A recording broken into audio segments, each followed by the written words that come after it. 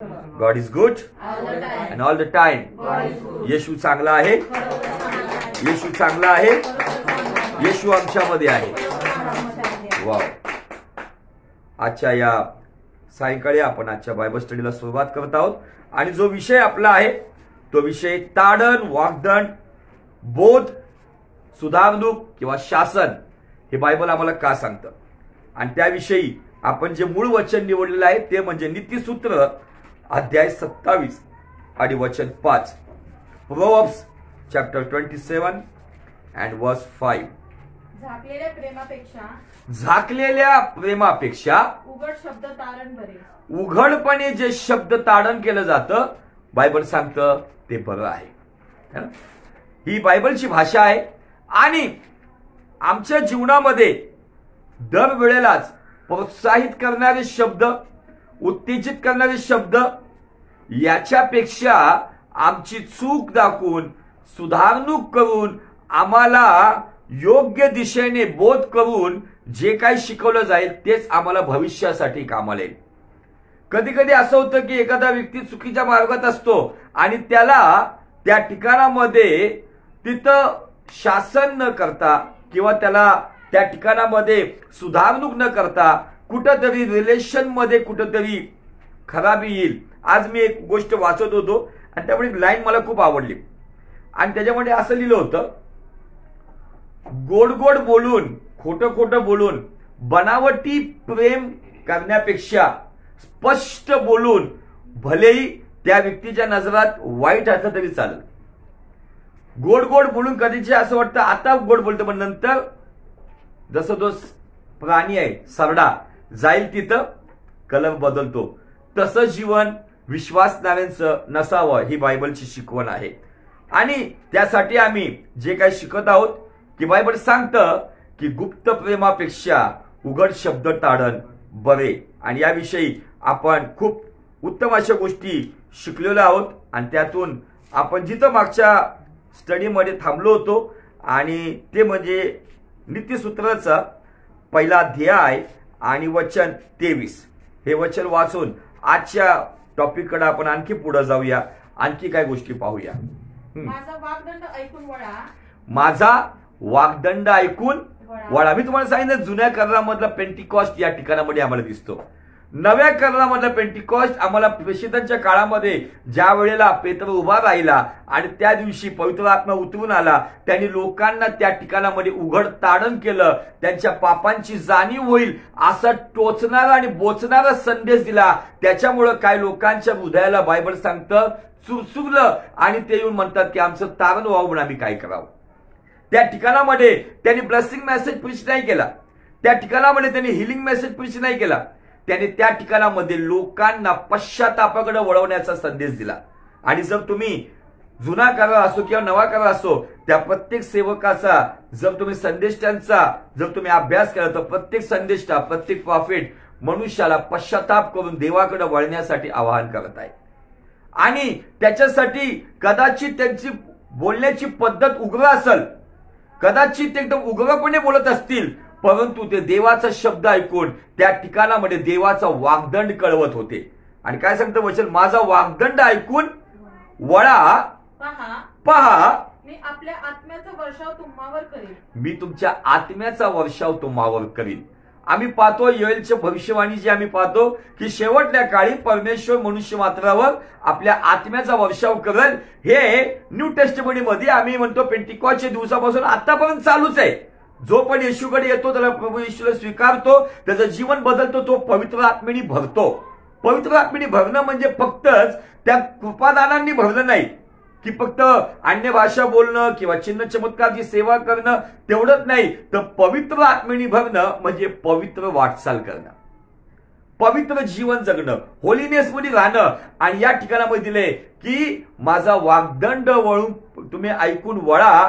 पहा मी माझ्या आत्म्याचा वर्षाव तुम्हावर करेल. हे नीतिसूत्रामध्ये आम्हाला पाहायला मिळतं. ज्या वेळेला आम्ही देवाचा वाग्दंड ऐकतो, ते ताडण आम्ही स्वीकारतो, ती सुधारणूक आम्ही घेतो, ती फटकार आम्ही आमच्या जीवनामध्ये आमचं करेक्शन स्वीकारतो आणि आमचे बिघडलेले मार्ग आम्ही नीटनेटके करून देवाच्या मार्गावर चालायला लागतो ना.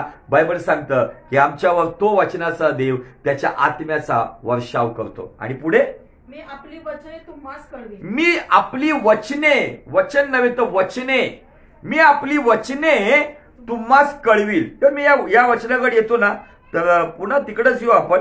आणि इब्रीकराच्या 11व्या अध्यायामध्ये एका व्यक्तीविषयी बायबल काय सांगतं पहा. इब्रीकर पत्र 11वा अध्याय आणि वचन 17, एकच वचन वाचायचं. अब्रामाने आपली परीक्षा होत असता, अब्रामाने आपली परीक्षा होत असता विश्वासाने इसाकाचे अर्पण केले. विश्वासाने इसाकाचं अर्पण केले. ज्याने वचन स्वीकारली नीट होती, चुकते काय ते, वचने स्वीकारली, ज्याने वचने. आणि आपण आता इथं काय पाहिलं नीतिसूत्र 1:23 मध्ये की तो पवित्र आत्म्याचा वर्षाव करतो आणि पुढे दिले की मी आपली वचने. म्हणजे जुन्या करारामध्ये एक व्यक्ती आहे जो विश्वासाचा बाप आम्ही पाहतो, अब्राहम. त्याच्याविषयी पौल इब्री 11:17 मध्ये सांगतो की ज्याने वचने स्वीकारली होती. म्हणजे मला हे काय सांगायचे, कॉन्टेक्स्ट काय सांगायचं तुम्हाला. अब्राहम त्याच्या काळामध्ये जरी कुठलं बायबल नव्हतं, जरी कुठलं चर्च नव्हतं, परंतु जेव्हा जेव्हा देव त्याच्या भेटीस यायचा, जेव्हा जेव्हा देव त्याच्याशी बोलायचा, देवाच्या आत्म्याने तो भरलेला, तो देवाचा वचन स्वीकारायचा. आणि मला सांगू द्या, एक गोष्ट खूप महत्वपूर्ण सांगतो मी तुम्हाला, देवाचा आत्मा तुमच्यामध्ये असल्याशिवाय तुम्ही वचन स्वीकारू शकत नाही. काय काय लोक म्हणतात मला वचन कळत नाही, वचनानुसार माझं जीवन नाहीये. तर मला सांगू द्या की देवाचा आत्मा आणि वचन याचा खूप घनिष्ठ संबंध आहे. त्याचं उत्तर मी अनेक वेळा सांगितलंय. उत्पत्तीची सुरुवात जर मी पाहिली तर उत्पत्तीची सुरुवातीला पृथ्वीवरती जलाशयावरती देवाचा आत्मा तळपत आहे, परंतु तो अंधकार घालवू शकला नाही. ज्या वेळेला देवाच्या मुखातून वचन आलं की प्रकाश हो, वचन आणि आत्मा एक झाल्यावर परिणाम आला. हालेलुया. मग तुमच्या आणि माझ्या जीवनात नुसतं आत्मिक जीवनामध्ये अन्य भाषा बोलणं की आत्म्याची दान असतं हे महत्वाचं नाही, तर त्या व्यक्तीमध्ये वचन असणं गरजेचं आहे. आणि इथं दिलंय इब्री 11:17 मध्ये अब्रामाने वचने स्वीकारलेली होती. अब्रामाने वचने स्वीकारली होती म्हणून वचनाच्या पाठोपाठ त्याच्या जीवनात परिणाम आला. अब्रामाच्या जीवनामध्ये वचन आलं होतं म्हणून वचनाच्या पाठोपाठ आशीर्वाद आले. अब्रामाच्या जीवनामध्ये वचन स्वीकारलं होतं म्हणून वचनाच्या पाठोपाठ अभिवचन पूर्ण होऊन त्याच्या उतार वयात त्याला मूल झालं. अब्रामाला त्या देशातून काढत असताना अब्रामाचं वय 50 वर्षाच्या आसपासचं वय असताना, 25 वर्ष काही त्याच्यासमोर रिझल्ट नसताना, पण तो वचने स्वीकारत होता. परिणाम हो अगर ना हो, परिस्थिती बदलू अगर ना बदलू, प्रत्येक वचन तो स्वीकारत होता आणि त्या वचनाला घेऊन तो देवाकडे प्रार्थना करत होता. आणि त्याच्यामुळं त्याच्या जीवनामध्ये देवाच्या आत्म्याचा वर्षाव तर झाला, देवाची वचने त्याच्या जीवनात आली आणि वचनाच्या पाठोपाठ परिणाम आले. आत्म्याने भरणं, वचनाने भरणं आणि मग परिणामाने भरणं. हालेलुया. आत्म्याने भरणं, वचनाने भरणं आणि मग आशीर्वादाने भरणं. आत्म्याने भरणं, वचनाने भरणं आणि मग कृपेने भरणं. या गोष्टीचं हे एक सिक्वेन्स आहे. आज अनेक लोक हे सिक्वेन्स समजत नाहीये म्हणून त्यांच्या जीवनामध्ये कुठंतरी ते अपयशी आहेत. आणि तुम्हाला आणि मला जर यशस्वी जीवन जगायचं असेल तर तुम्हाला आणि मला या पद्धतीने जाणं खूप गरजेचं आहे. काय सांगतं नीतिसूत्र 1:23 की जो माझा वाग्दंड ऐकून वळतो मी त्याच्यावर माझ्या आत्म्याचा वर्षाव करतो आणि पुढं मी आपली वचने तुम्हास कळवितो. तुम्हास कळवतो. जसं मी अब्रामाला कळवलं, जसं मी इसाकाला कळवलं, जसं मी याकोबाला कळवलं, जसं मी मोशेला कळवलं, जसं मी यहोशुआला कळवलं, जसं सॅम्युएलला कळवलं, जसं दाविदाला कळवलं, जसं सफन्याला, यशयाला, जकर्याला या सगळ्या लोकांना कळवलं, तसं मी तुम्हालाही कळवल. पण कधी? ज्यावेळेस तुम्ही वाग्दंड ऐकून वळा. वाग्दंड ऐकवताना आम्हाला कदाचित ती वचनाची काठी लागत असेल, कदाचित संदेश आमच्या जीवनासाठी, कदाचित असं वाटायचं की हा संदेश माझ्यासाठीच आहे. त्यावेळेला समजायचे की वाग्दंड माझ्यासाठी आले. हिंदीमध्ये दिले ताडण, ताडना. जर ही ताडना किंवा हे शासन मला वचनाच्या माध्यमातून येते, त्या मला समजून घ्यायचे की मला वळायचे, कारण मी जर वळलो तर देवाच्या आत्म्याचा वर्षाव होईल, आणि देवाच्या आत्म्याचा वर्षाव झाला तर देवाची वचने तुम्हाला कळवल. देवाचं वचन कळवतो म्हणजे त्याची इच्छा आणि त्याचं काम प्रगट करतो, जे आम्ही मला वाटतं यशया 55:13 मध्ये पाहिलेलं आहे. तर तिथं न जाता आज आपण आणखी थोड्या काही गोष्टी डीप मध्ये पाहणार आहोत. तर त्यासाठी आपण नीतिसूत्र याचा 13वा अध्याय आणि वचन 18 वाचूया. नीतिसूत्र 13, 18 आणि 28-23 ही दोन्ही वचनं वाचूया नीतिसूत्रामध्ये. बोधाचा अव्यय करणाऱ्याला, बोधाचा, आज कदाचित तुम्हाला कोणतरी बोध करत आहे, तुम्हाला वाग्दान करत आहे आणि तुम्हाला सांगत आहे की तुम्ही हे करा किंवा हे करू नका, हे चुकीचं आहे, या गोष्टीमध्ये अडकू नका, या गोष्टीमध्ये आपलं जीवन संपू नका. बोधाचा अव्यय करणारा दारिद्र्य व लज्जा ही प्राप्त होतात. त्याला दारिद्र्य व त्याला लज्जास्पद जीवन प्राप्त होतं. त्याच्या जीवनामध्ये त्याला गरिबी येते, त्याच्या जीवनामध्ये त्याला कुठं ना कुठं लज्जास्पद जीवन जगलं. का? तर त्यांनी बोधाकडे लक्ष लावलं नाही. ती परिस्थिती येण्यापूर्वी म्हणजे आपण या वचनाला जर उलट केलं, जर तुम्ही आणि मी देवाच्या वचनाकडे, त्याच्या बोधाकडे, वाग्दंडाकडे जर लक्ष लावतो, तर मला सांगू द्या, आम्हाला दारिद्र्याच्या जागेवरती परमेश्वर समृद्धी देईल आणि लज्जास्पद गोष्टीच्या जागी परमेश्वर आम्हाला सन्मानित करेल. हालेलुया. पुढे, परंतु वाग्दंड ऐकणारा सन्मान पावतो. हा, वाग्दंड ऐकणारा. म्हणून आम्हाला कदाचित काही दिवस त्रास होईल, काही दिवस आम्हाला छळातून जावं लागेल, काही दिवस मनाच्या विरुद्ध घडत असेल, पण देवाचं वाग्दंड सांगते की नाही, मला देवाच्या वचनानुसार माझ्या कुटुंबात, माझ्या परिवारात, माझ्या समाजात, माझ्या मंडळीत, माझ्या जॉबमध्ये, मी जिथे कुठे आहे, शाळा कॉलेजमध्ये, तिथं मला जगाच्या पद्धतीने नव्हे तर मला देवाच्या पद्धतीने चालायचं. मग जग मला मूर्ख समजलं तरी हरकत नाही, जग मला समजा म्हणत तुम्ही बाटलेले तरी हरकत नाही, मला जग जरी हसत आहे पण तरी सुद्धा मला देवाच्या मार्गात चालणं गरजेचं आहे. हालेलुया. हा, 28-23 काय सांगतं?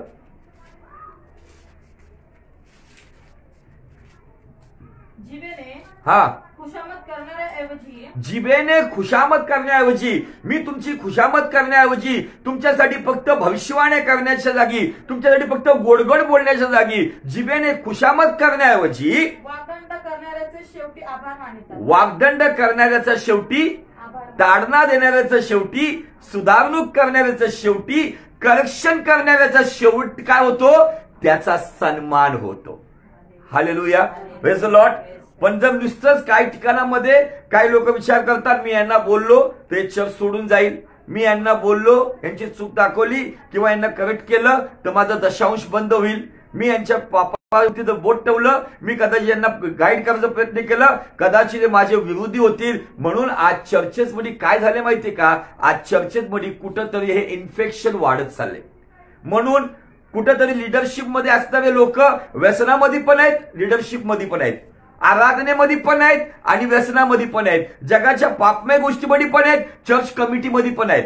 त्याचं कारण हे आहे की त्यांना वाग्दंड न दिल्यामुळं, त्यांना करेक्ट न केल्यामुळं अनेक चर्चेसमध्ये ज्या वेळेला निवड केली जाते तर त्या व्यक्तीचे आत्मिक गुण पाहून निवड केली जात नाही, तर त्या व्यक्तीचे भौतिक गुण, तो किती कमवतो, समाजात काय त्याचं स्थान आहे, त्याचा दशांश किती आहे, त्याच्या फेवरमध्ये लोक किती आहे, या गोष्टींवरती चर्चेमध्ये निवड केली जाते. आणि लोकांना माहिती असतं, कदाचित त्या पालकाला माहिती असतं की बाबा हा व्यक्ती कुठं चुकीचा आहे, पण काय म्हणतात, नको, त्यांना लगेच बोलायला नको, ते चर्च सोडून जातील, त्यांचं कुटुंब चर्चला येणार नाही, चर्चमध्ये पैसा येणार नाही आणि ते दुसरीकडे जातील. या भीतीपोटी काही लोक चर्चेसमध्ये जे इन्फेक्शन पापाचं वाढत आहे, जे दोन प्रकारचं जीवन आज चर्चेसमध्ये लोक जगत आहे, 50-50% लाईफ जगत आहे. संडेला ते ख्रिश्चन असतात आणि मंडे टू सॅटर्डे ते जगाचे असतात. अशा लोकांना करेक्ट केलं न गेल्यामुळं कुठंतरी ते इन्फेक्शन वाढत चाललेलं आहे. आणि त्याच्यामुळे मला सांगू द्या की कदाचित बायबल इथं सांगतं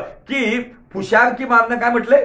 जिभेने खुशामत करण्याऐवजी वाग्दंड, जिभेने खुशामत करण्याऐवजी वाग्दंड करणाऱ्याचा शेवटी सन्मान होतो. कदाचित आज माझे शब्द तुम्हाला ऐकायला कडू वाटत असतील, कदाचित आज माझे शब्द तुम्हाला टोचत असतील, बोचत असतील, कापत असतील, पण मला सांगू दे, मला अभिमान आहे, मला विश्वास आहे की शेवटी ज्यावेळेस तुम्ही कुठंतरी चांगल्या लेवलवर स्टँड होताल, कुठंतरी चांगल्या टॉप लेवलवरती पोहोचताल, आत्मिक गोष्टीमध्ये स्थिर होताल, त्यावेळेला शेवटी तुम्ही म्हणताल की हो, तुम्ही आम्हाला त्यावेळी वाग्दंड केला म्हणून आज आम्ही स्थिर आहोत. आणि मला या प्रेझेंट जगामध्ये चालत असताना सन्मानाची बिलकुल मला गरज नाहीये. या प्रेझेंट जगामध्ये जगत असताना मला या ठिकाणामध्ये कुठल्या गोष्टीची अपेक्षा नाहीये. माझं सेवेमधला उद्देश आहे की ज्या लोकांसाठी देवाने मला ठेवलंय, मी त्यांची खुशामत करू नये, मी त्यांच्यासाठी खुशालकी मारू नये, मी त्यांना आवडेल त्या गोष्टी करू नये, तर मी त्यांना ख्रिस्तामध्ये कसं टिकून राहायचं या गोष्टी प्रखरपणे त्यांना सांगाव्यात. मग भले ते माझ्याविषयी कोणतेही मत ठरवू, पण येणाऱ्या दिवसामध्ये मला माहिती आहे हेच लोक सांगतील की तुम्ही वाग्दंड दिला, तुम्ही ताडना केली, म्हणून आज आम्ही योग्य जागेवर आहोत. बायबल सांगतं वाग्दंड देणाऱ्याला शेवटी सन्मान मिळतो. आज कदाचित मला पाहणारे व्ह्यूअर्स कमी असेल, नो प्रॉब्लेम, मला लाईकही करू नका, मला तुम्ही कमेंट्सही करू नका, पण जो वाग्दंड देवाचा येत आहे तो वाग्दंड घ्या आणि देवाच्या मार्गावर चाला. Hallelujah, praise Lord. आणि त्या वाग्दंडापोटी मी आज थोडंसं काही गोष्टी आपण जागतिक स्वरूपाने आज जे काही जगात चालले त्या गोष्टी पाहणार आहोत. एक वाग्दंड आम्ही पाहिला जुन्या करारामध्ये, लेवी 19:27 मध्ये काय दिलं आहे की मृत्यू पावलेल्या व्यक्तीसाठी अंगावर वार करून घेऊ नका किंवा अंगावरती गोंधन करू नका. टॅटू समजते, टॅटू जे लोक अंगावरती टॅटू काढतात, आता एक फॅशन आलेली आहे. आता बघा तुम्ही, एखादी मुलगी असेल किंवा ती पत्नी असेल, ती आपल्या डाव्या हाताच्या या बाईवरती या ठिकाणामध्ये आपल्या पतीचं नाव काढते, किंवा पती असेल तो पत्नीचं नाव काढतो, किंवा गर्लफ्रेंड, बॉयफ्रेंड, हे सगळे एक स्टाईल आलेली. इथं या ठिकाणामध्ये गळ्यापाशी काही वर्शिपर क्रॉस काढतात.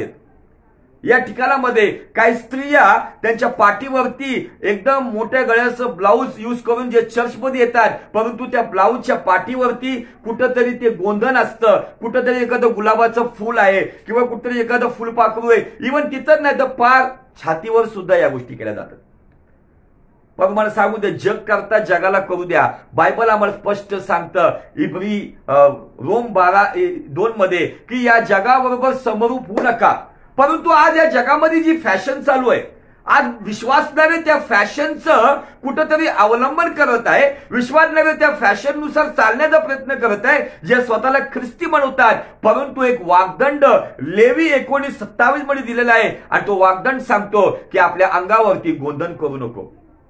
ठीक आहे, तुम्ही एखादं चुकून तुम्हाला माहित नाही, माझ्या हातावरती पण क्रॉसचं गोंधन आहे, परंतु मी वाट पाहते की असं कुठली ट्रीटमेंट आहे की मला ते सुद्धा काढून टाकायचंय. कारण मला अज्ञान होतं, मला माहित नव्हतं की हे काढू नये, माझ्यासमोर वचन नव्हतं. पण वचन माहित असताना जो व्यक्ती अशा प्रकारे जीवन जगतो, तर मला सांगू द्या की कुठंतरी तो वाग्दंड तुच्छ मानतो. बायबल सांगतो जो वाग्दंड तुच्छ मानतो तो आपल्या जीवनामध्ये दारिद्र्य आणि लज्जा घेऊन येतो. आज मला सांगू द्या, ज्यांना माहिती नसेल, तुमच्या ओळखीमध्ये असेल, तुमच्या नात्यामध्ये असेल, त्यांना वचन काढून सांगा की पवित्र शास्त्र सांगतं की या गोष्टी करू नका. हा एक वाग्दंड आहे. आज आम्ही पाहतो फॅशनची वेगळी स्टाईल आलेली आहे, कपडे ज्या पद्धतीने घातले पाहिजे, आज जगाच्या पद्धतीने फॅशन केली जाते. पण मला सांगू द्या, स्त्री असो पुरुष असो, फॅशन अशी करा की ज्याच्याद्वारे तुम्हाला पाहणाऱ्यांचे मन मलिन होऊ नये आणि त्यांच्या मनामध्ये कुठलेही दुष्ट विचार आणि वासनात्मक लसफुल थॉट्स येऊ नये. अशी फॅशन आम्ही केली पाहिजे. पण आज जगामध्ये मी पाहतो की आज कुठंतरी एक प्रकारचं एक मसालेदार जीवन जगण्याचं माणूस जीवन जगत आहे आणि कुठंतरी आपलं शो ऑफ करण्यासाठी, सेलिब्रिटी स्टाईल मध्ये जगण्यासाठी विश्वासणारे देखील जगत आहे. ज्यांना करेक्शन नकोय, ज्यांना या जगामध्ये ते फक्त थोड्या वेळापुरती स्टेजवरती जोवर वर्शिप चालू आहे, जोवर वचन चालू आहे, तेवढ्या वेळापुरती ते ख्रिस्ती असतात, पण त्यानंतर ते जगाची होऊन जातात. याच मुखाने ते देवाचं गीत गातात आणि याच मुखाने उघडपणे पिक्चरचे गीत देखील गातात. तुम्हाला सांगू द्या, या गोष्टीमुळे कुठंतरी त्यांच्या जीवनामध्ये ते नाशाच्या मार्गावरती आहेत. आणि हा वाग्दंड आम्हाला जुन्या करारात दिसतो. पण नव्या करारामध्ये एक वाग्दंड आम्हाला दिसतो जो आम्हाला पेत्र शिकवतो. आणि तो वाग्दंड जेव्हा मी पाहिला, पहिले पेत्र याचा 2 अध्याय आणि वचन 13 वाचूया आणि मधले काही वचन सोडून मग पुढे जाऊया. प्रभू करिता. कुणाकरिता? प्रभू कविता. चर्च कविता म्हटले का? पास्टर कविता म्हणले का? कुठल्या सेवकाकरिता म्हटले का? आई वडिलांकरिता म्हटले का? प्रभू करिता तुम्ही तुम्ही माणसाने स्थापिलेल्या माणसाने जे काही या जगामध्ये सरकारने स्थापलेल्या प्रत्येक व्यवस्थेला अधीन असा. प्रत्येक व्यवस्थेच्या अधीन असा. अधीन असा. म्हणजे या ठिकाणामध्ये कठोर शब्दामध्ये दिलेलं आहे की या जगामध्ये तुम्ही जिथं ज्या सरकारच्या अंडर आहात, तुम्ही ज्या ठिकाणामध्ये आहात, ज्या देशात आहात, ज्या राज्यात आहात, ज्या शहरात आहात, तिकडची जी व्यवस्था आहे, तिकडचं जे ऍडमिनिस्ट्रेशन आहे, त्या व्यवस्थेच्या अधीन राहा. म्हणजे नव्या करारामध्ये हा वाग्दंड काय सांगतो? अधीनतेविषयी. आणि ही अधीनता सगळ्याच गोष्टीमध्ये पाहिजे. तुम्ही सरकारच्या अधीन असावं, तुम्ही जिथं काम करता तुमच्या मालकाच्या अधीन असावं, तुम्ही जर विवाहित पत्नी असाल तर तुम्ही तुमच्या पतीच्या अधीन असावं, तुम्ही जर लेकरं आहात तर तुम्ही आई वडिलांच्या अधीन असावं, तुम्ही जर समजा ज्युनियर आहात तुम्ही तुमच्या सिनियरच्या अधीन असावं. हा नव्या कराराचा वाग्दंड आहे. आणि मला सांगू द्या, अधीनता जो आपल्या जीवनात ठेवतो ना, जो अधीनतेमध्ये आहे ना, तोच महानतेमध्ये जातो. आपण पाहिलेलं बरेच वेळा या विषयावरती, अधीन राहिल्यानंतर जो सबमिटेड आहे ना, तोच अथॉरिटी मिळवतो. ज्याच्या जीवनामध्ये अधीनता नाहीये त्याच्या जीवनामध्ये अधिकार नाहीये. आज अनेकांच्या जीवनामध्ये अधिकारासाठी झटत आहेत. त्यांना लवकरात लवकर अधिकार हवे असतात, त्यांना लवकरात लवकर वेळेच्या आधी ते सर्व राईट्स हातात हवे असतात. पण मला सांगू द्या, तुमचा आणि माझा उद्धारक जो आपल्या आई वडिलांच्या या पृथ्वीवरती जे आई वडील त्याला दिले होते, मरियम आणि जोसेफ यांच्या घरामध्ये, तो 18 वर्ष 12 वर्षाचा असताना तो आम्हाला मंदिरात दिसतो. आणि तिथून ज्या असतो घरी गेल्यानंतर बायबल सांगतो तो आपल्या आई वडिलांच्या अधीन राहिला. आणि ते 18 वर्ष तो देवाचा पुत्र असताना मनुष्याचा पुत्र होऊन आपल्या पृथ्वी तलावरती जे नामधारी आई वडील दिले होते त्या आई वडिलांच्या अधीनतेमध्ये राहिला. म्हणून ती 18 वर्षाची अधीनता. त्यानंतर ज्यावेळेस तो बाहेर येतो तर तो शब्द बोलतो तर पाण्याचा द्राक्षरस होतो. तो शब्द बोलतो, दुष्टात्मे निघून जातात. तो हात लावतो तर मुर्दे उठतात. तो पाण्यावर चालतो, तो वादळाला धमकावतो. हे अधिकार त्याला कसे मिळाले? ते अधिकार तेव्हा मिळाले ज्या वेळेला तो आपल्या कुटुंबाच्या अधीन होता. ती अधीनता खूप गरजेची आहे. आणि या अधीनतेमुळे आज कधी कधी आम्हाला आमच्या अधिकारासाठी आम्ही कधी कधी बंड करतो. अधीनतेच्या विरुद्ध जर काही शब्द असेल तर बंडखोरी. आज कुटुंबात बंडखोरी होत आहे, चर्चेसमध्ये बंडखोरी येत आहे, कामामध्ये बंडखोरी होत आहे, बिझनेसमध्ये बंडखोरी होत आहे. ज्याला त्याला आपला अधिकार हवाय. अधिकार तेव्हाच मिळेल ज्यावेळेस तुम्ही अधीनतेत राहतात. आणि या ठिकाणामध्ये दिले की माणसाने स्थापलेल्या प्रत्येक व्यवस्थेच्या अधीन असा. राजा श्रेष्ठ हा, म्हणून त्याच्या अधीन. राजा जर श्रेष्ठ आहे तर राजाच्या अधीन राहा. आणि अधिकारी हे हा, नीट ऐका हे वचन. अधिकारी हे वाईट करणाऱ्यांना अधिकारी हे वाईट करणाऱ्यांना शिक्षा करण्यासाठी व चांगले करणाऱ्यांची प्रशंसा करण्यासाठी चांगलं करणाऱ्यांची प्रशंसा करण्यासाठी त्याने पाठविलेले आहे. त्याने म्हणजे प्रभू येशू ख्रिस्ताने, आमच्या देवाने ते अधिकार. जरी तुम्ही कुठेतरी काम करताय पण तो विधर्मी अधिकारी, तुमचा मालक विधर्मी आहे, अन्य जातीचा आहे, पण त्या मालकाच्या हाताखाली तुम्ही असावं ही देवाने पहिले योजना करून ठेवलेली आहे. का तुम्ही तिथं असावं? कारण तुमच्यातली अधीनता पाहून, तुमच्यातला ख्रिस्त पाहून तो विधर्मी देवाकडे वळेल. मग तो किती टॉप लेवलचा ऑफिसर असो, किती मोठा व्यक्ती असो, पण जर आम्ही अधीनतेत नसू. आज प्रॉब्लेम आहे की अनेक ठिकाणामध्ये कुटुंबात अधीनता नसल्यामुळे कुटुंबाला जिंकलं जात नाही. नातेसंबंधामध्ये कुठेतरी विद्रोह आहे. आणि त्याचं कारण आहे की लोक वाग्दंड ऐकून वळत नाहीये. आणि ते वळत नाही तर पवित्र आत्म्याचा वर्षाव होत नाही. पवित्र आत्म्याचा वर्षाव होत नाही तर त्यांना देवाचं वचन म्हणजे देवाची इच्छा आणि देवाचं काम कळत नाही. आणि म्हणून कुठेतरी आज मनुष्य भटकत चाललेला आहे.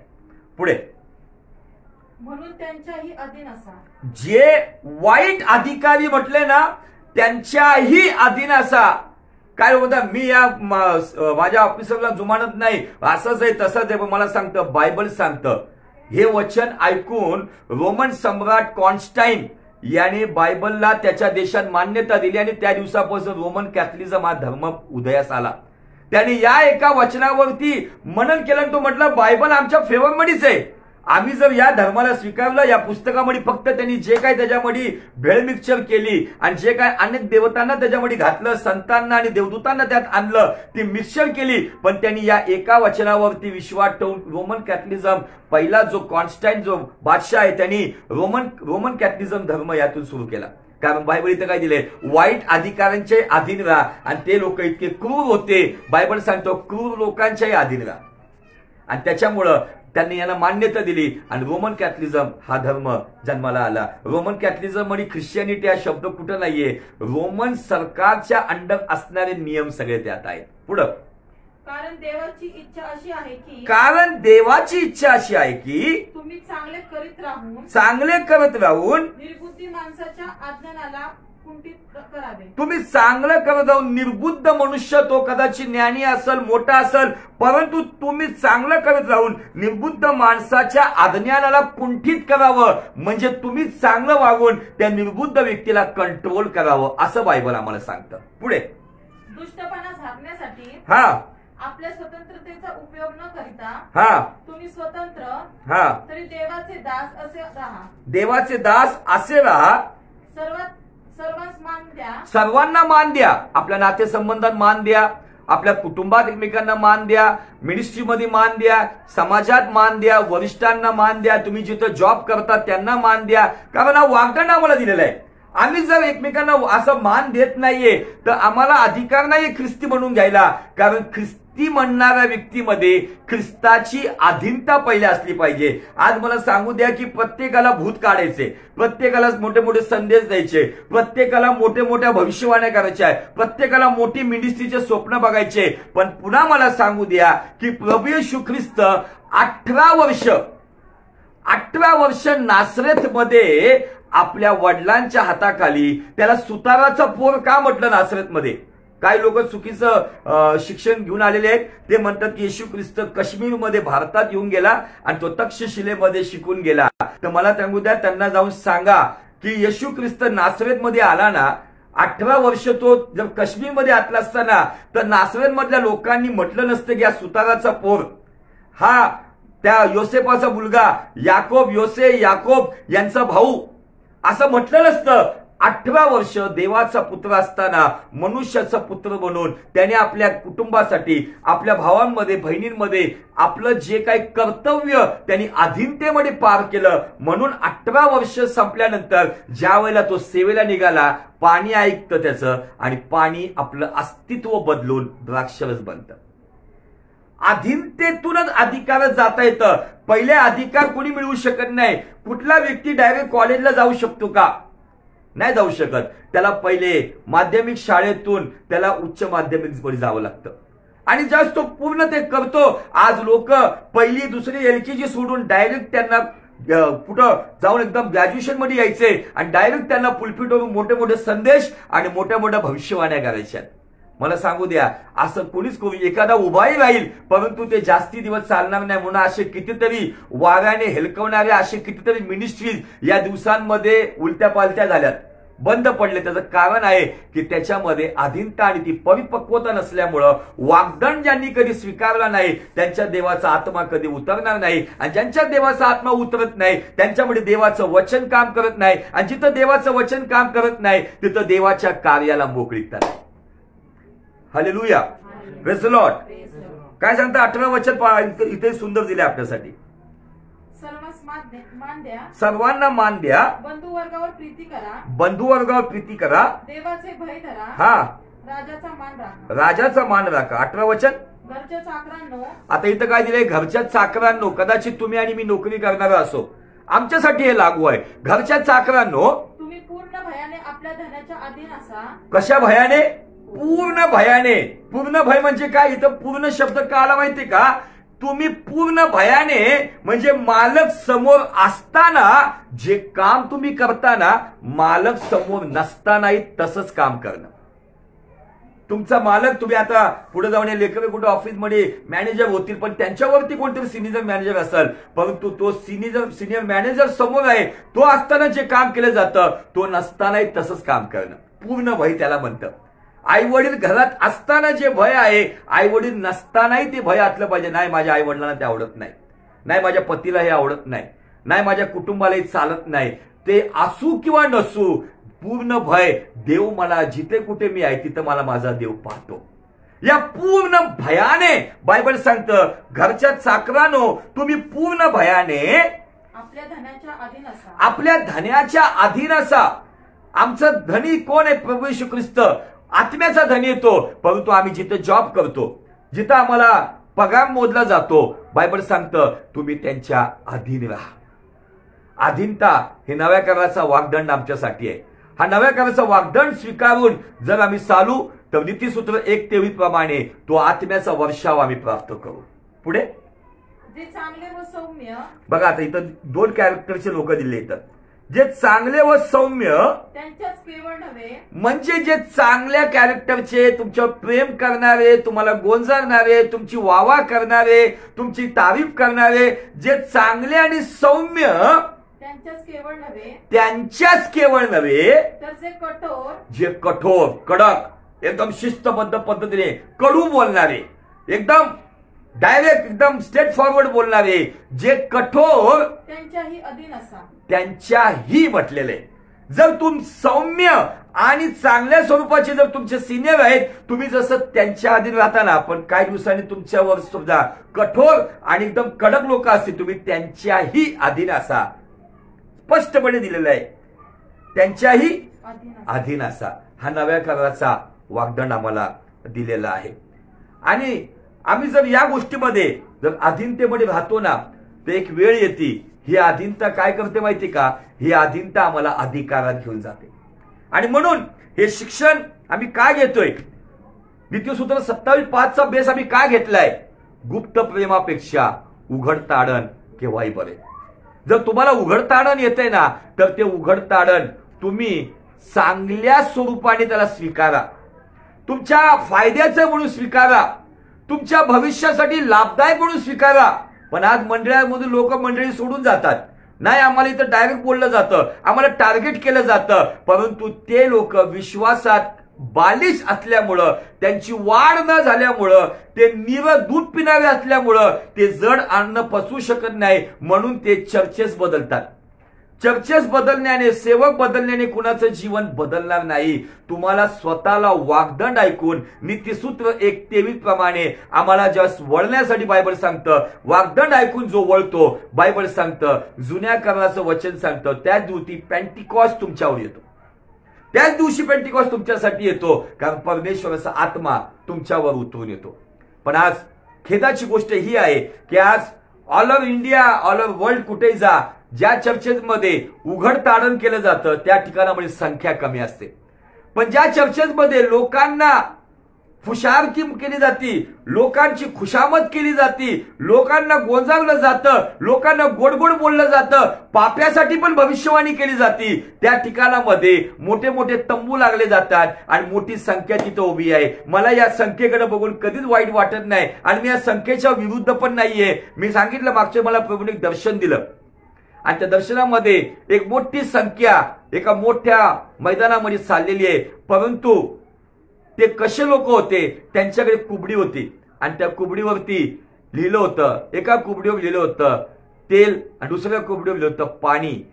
आणि आज या कुबड्यांवरती लोक मंडळीत जात आहे, परंतु बायबल सांगतं तुझी आकडी व तुझी काठी मला धीर देते. जर तुमच्याकडं तुमच्या वचनाची, प्रभूच्या वचनाची आकडी आणि काठी आहे ना, ती तुम्हाला पडण्यापासून सावरणार आहे. मग भले तुम्ही कुठेही जाता, कुणीतरी मागे सांगितलं देवाचे सेवक चार्ल्स स्पर्जन सांगतात, तुमच्या घराच्या जवळ चर्च आहे म्हणून तिथं पाऊल टाकू नका. अशा चर्चचा शोध घ्या की जे बायबलच्या जवळ आहे, जे चर्च बायबलच्या जवळ आहे, जिथं आम्हाला बायबल स्पष्टपणे सांगितलं जातं, सत्य दाबून न ठेवता सत्य उघडपणे जिथं प्रगट केलं जातं, त्या मंडळीमध्ये भले तुमचे भौतिक आशीर्वाद तुमच्यासाठी कमी मिळतील, पण त्या मंडळीमध्ये आत्मिक आशीर्वाद होता आणि एक ॲश्युरिटी राहणार आहे की प्रभू जर आला तर आम्ही उचलले जाणार आहे. आज अनेक मंडळांमध्ये या प्रकारचं शिक्षण न दिल्यामुळं कुठंतरी होशे 4:6 प्रमाणे म्हणावं लागल, माझ्या लोकांचा अज्ञानामुळं नाश होत आहे. अज्ञान येत आहे, काहीतरी विचित्र शिक्षण दिलं जात आहे, कुठेतरी मनुष्याला खुश करणाऱ्या गोष्टी केल्या जात आहे आणि त्याच्यामुळे कुठंतरी आज एक मोठी संख्या अज्ञानामुळे नाश होत आहे. आज एक मोठी संख्या भविष्यवाण्यांच्या मागे पडत आहे, एक मोठी संख्या केवळ चिन्ह चमत्कार आणि केवळ भौतिक गोष्टींच्या मागे जात आहे, परंतु ते खूप कमी संख्या आहे जी देवाच्या वचनाचा आणि देवाचा शोध घेत आहे. प्रभू येशू ख्रिस्ताला जर काय पाहिजे असेल, तुम्ही कुठे असा, तुमच्यातून एक चांगलं व्यक्तिमत्व, एक चांगलं कॅरेक्टर पाहिजे. कदाचित तुम्ही जर गृहिणी असाल तर तुमच्या घरातून एक आत्मिक गृहिणी, एक व्यक्तिमत्व प्रभू पाहत आहे. त्या व्यक्तिमत्वात तुम्ही आणि मी बसतोय का, आज त्या वचनानुसार आम्ही स्वतःला पाहिलं पाहिजे. Hallelujah, praise the Lord. आणि या सगळ्या गोष्टीतून मूळ गोष्टी आम्हाला समजून घेणं खूप गरजेचं आहे. आणि जर आम्ही समजून घेतलं तरच आम्ही पुढे जाऊ शकतो. एक लास्ट वचन वाचून मग आपण प्रार्थनेत जाऊया. नीतिसूत्र 6 अध्याय वचन 23 आणि नीतिसूत्र 10-17. नीतिसूत्र 6:23, नीतिसूत्र 10-17 हे वाचून आपण प्रार्थनेमध्ये जाणार आहोत. कारण ती आज्ञा केवळ दिवा आहे. देवाने ती आज्ञा आम्हाला दिव्याप्रमाणे दिलेली आहे. व ती शिस्त, त्या आज्ञेतून आमच्यासाठी जी शिस्त, ती शिस्त केवळ प्रकाश आहे. बोधाचा वाग्दंड आणि बोध. नॉर्मल बोध आम्ही लाईटली बोलतो, पण ज्यावेळेस वाग्दंड येतो, तुम्हाला करेक्ट केलं जातं, तुम्हाला सुधारणुकीसाठी कुठंतरी प्रखरतेने वचन येतं, प्रखरतेने प्रचार येतो, कुठंतरी तुम्हाला टोचणाऱ्या गोष्टी होतात, तर मला सांगू द्या, तो वाग्दंड काय करतो, जीवनाचा मार्ग आहे. Hallelujah, praise the Lord. जर तो वाग्दंड घेऊन आम्ही चालू, तो वाग्दंड पवित्र आत्म्याचा वर्षाव देतो, जे आम्ही नीतिसूत्र 1:23 मध्ये पाहिले. वाग्दंड नीतिसूत्र 6:23 प्रमाणे आम्हाला जीवनाचा मार्ग आहे. आणि जीवनाच्या मार्गावर चालण्यासाठी प्रभू येशू ख्रिस्ताचा वाग्दंड आम्ही स्वीकारणं खूप गरजेचं आहे. पुढं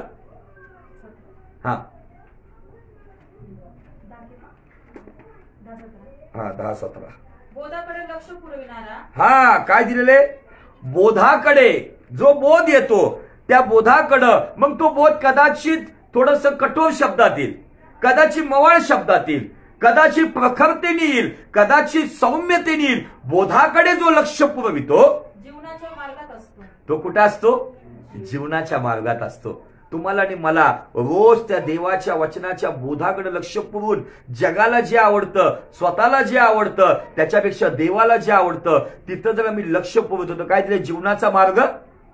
बोधाकडे लक्ष पुरविणारा जीवनाच्या मार्गात असतो. परंतु शिक्षण सोडणारा भ्रांत होतो, म्हणजे भटकतो. आज अनेक लोक शिक्षण सोडले, पण केवळ या नॉन बिब्लिकल गोष्टींच्या मागे लागलेले आहेत, म्हणून वर्षानुवर्ष त्यांना कळत नाही की आम्ही देवाच्या मार्गापासून भटकलोय. जे म्हणवतात स्वतःला ख्रिस्ती, जे म्हणवतात स्वतःला सेवक सेविका, परंतु ते सेवेपासून, मेन उद्देशापासून ते भटकलेले आहेत. त्यांना कुठंतरी मागे येण्याची गरज आहे, त्यांना कुठेतरी तो वाग्दंड स्वीकारण्याची गरज आहे. आणि कुठंतरी स्वतःच्या जीवनामध्ये करेक्शन करून एका राईट वे मध्ये पाऊल ठेवून चालणं गरजेचं आहे. तेव्हा जाऊन ते वाग्दंड त्या व्यक्तीसाठी एक चांगलं जीवन, सन्मानाने जीवन, एक चांगलं उद्देश आणि देवाबरोबर एक चांगली संगती त्याला मिळवून देईल. आणि या जगात आणि या जगानंतर सार्वकालिक युगामध्ये, त्या सार्वकालिक जीवनामध्ये देवाच्या राज्यात त्याला प्रवेश मिळेल. प्रभू करो या वचनाद्वारे तुम्हाला खूप खूप आशीर्वाद मिळो. या वचनाद्वारे देव जर तुमच्याशी बोलला असेल तर जास्तीत जास्त लोकांपर्यंत हे वचन तुम्ही शेअर करू शकता. May God bless you. May God bless.